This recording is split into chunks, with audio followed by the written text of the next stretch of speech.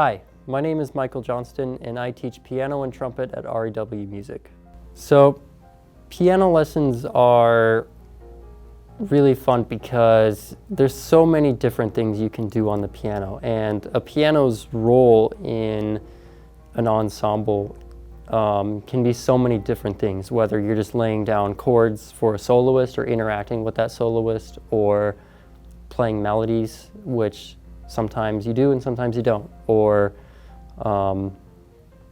improvising, taking solos, which, you know, for most people that's the most fun thing to do. But I think it's important to show students like the different things that this instrument is capable of doing.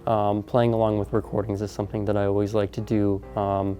Playing along with recordings of some of the great horn players and having them try to interact with them, I think is really fun. And that's something that I like to do. I like to have interaction between myself and my students with each other, and also sometimes my students with recordings. I think that that's a blast.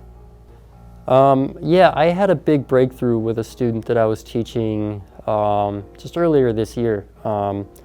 He was a student who was in college, but he was majoring in percussion, and he didn't know anything prior to taking lessons with me about the piano or really any instrument other than drum set.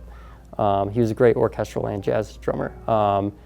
And we were working on a transcription of a really famous piano player named Red Garland, famously played with Miles Davis a lot early in Miles's career. And he was working on this transcription, and he was making really good progress, but he was getting a little frustrated because I don't think he was seeing it as well as the people around him were. Because it's harder when you're playing something every day. You don't notice like the small improvements, but when you see a student week to week, you notice more improvement because you have more time between the times that you've seen them. And so what I told him to do is I said, I want you to record yourself playing this and then don't listen to it.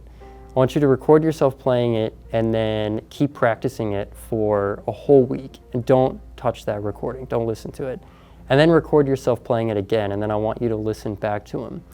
Well, I told him that we were going to listen to him together, that we would both listen to them as soon as he came in for his next lesson. And he came in and we started with listening to the recording he made the week before the first recording. And he was like, oh yeah, that was all right. And then we listened to his recording that he had just made, I think earlier that morning. And the difference was pretty profound, and I think it really opened his eyes to the fact that music is such a long process, in that you have to work really hard to make those improvements.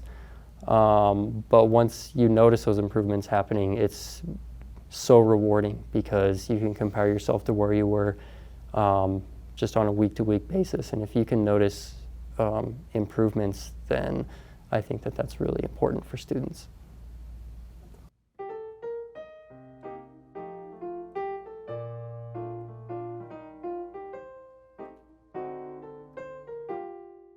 So Autumn Leaves is one of the most important pieces in the jazz repertoire. I guess it's one of the pieces that you'd consider in the Great American Songbook, which is a loosely defined collection of songs that have come out of the jazz idiom in America.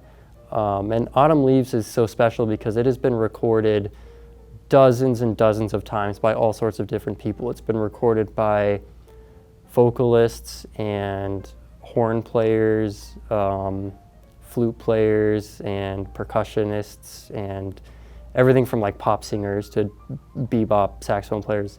It's been recorded so many times. So we have a large reference point of how to improvise over it, which is really special, but I think it's also really daunting sometimes, because like, how am I going to play Autumn Leaves? I don't know, because I have 15 examples and they're all so different from each other.